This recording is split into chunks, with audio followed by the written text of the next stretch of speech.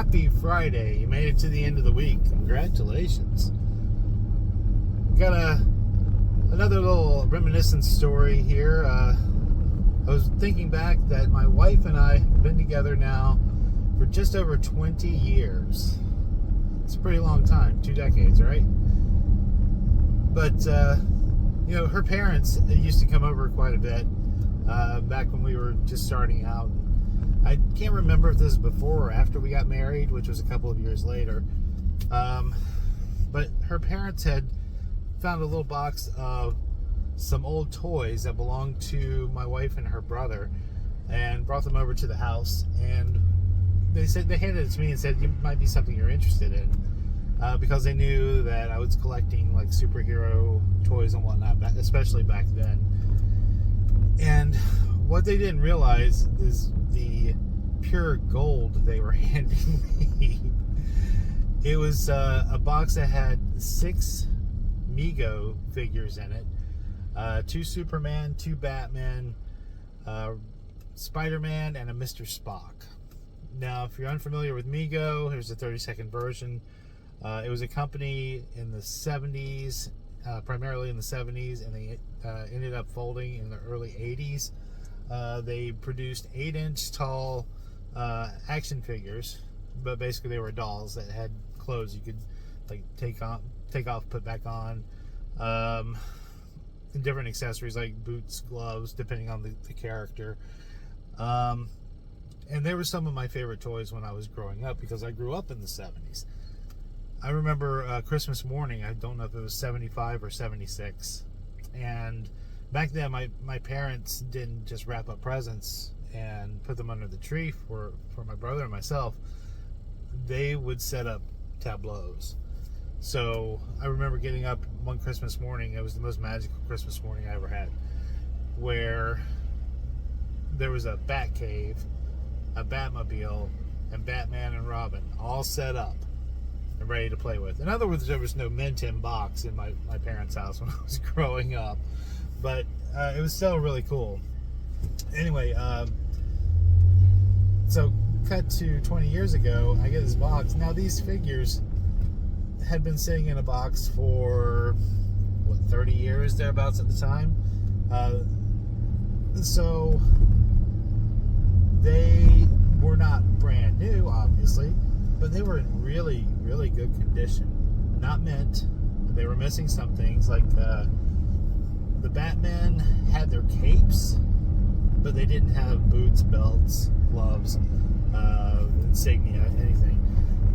Just the capes. But the capes were in pretty good condition too, considering. Superman was in really good condition, did not have an emblem or boots. And let's see, Spock was wearing jeans instead of black pants. I think the jeans came from Dukes of Hazzard toy, like I forget his Bo or Luke that my wife also had at the time.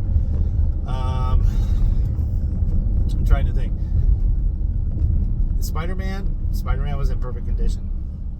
And what was crazy is when they handed me this box of dolls that I had not seen in decades of my life. As soon as I held the Spider-Man doll, the 8-inch Spider-Man, Mego Spider-Man, the tactile feel of the fabric was just like sensory memory. Just everything came rushing back to me. I remember playing with that toy when I was in kindergarten.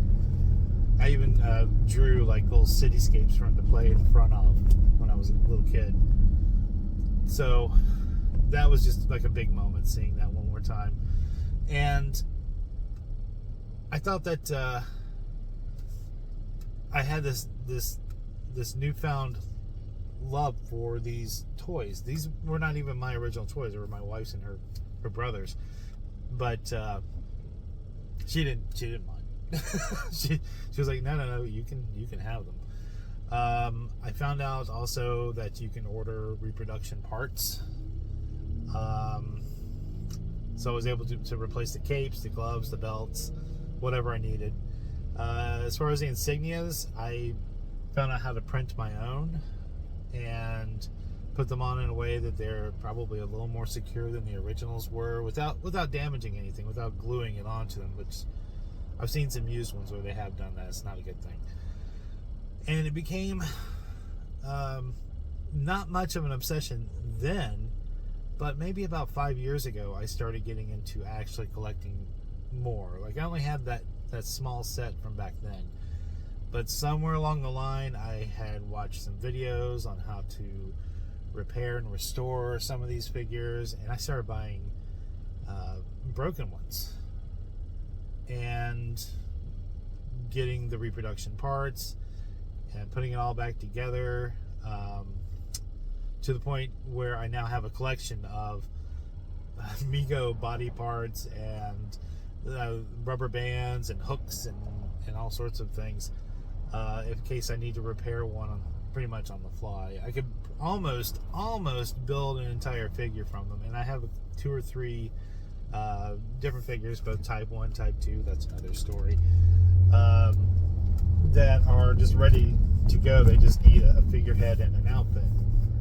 But the point is, like, at some point my wife was like, I think you're spending too much money on these Mego toys, because they are vintage, they are not free, you have to get them on eBay or other auction sites, and the reproduction stuff isn't the cheapest. It should honestly be a little cheaper, but I figured out that there was a market for it, so I would restore them, bring them back to almost new looking, and I could sell them and make just a little bit of a profit on it.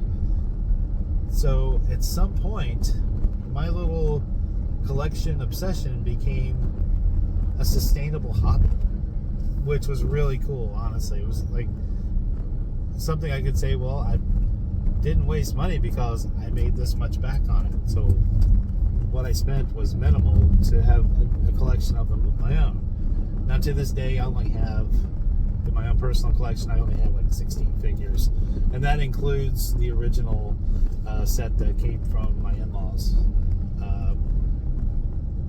So it's not out of control or outrageous or anything, but they're all like restored and they look nice sitting on their display. And but yeah, it's something that I never thought I would see again, and it was cool to have part of my childhood just come rushing back and now be a part of my life. And yeah, I guess you could say that I'm a man in my 50s that plays with dolls. I'm not ashamed. They're cool. But anyway, that was my story for the day. I hope you have a great weekend. Please like and subscribe, and I will see you guys Monday. Have a good one, everybody.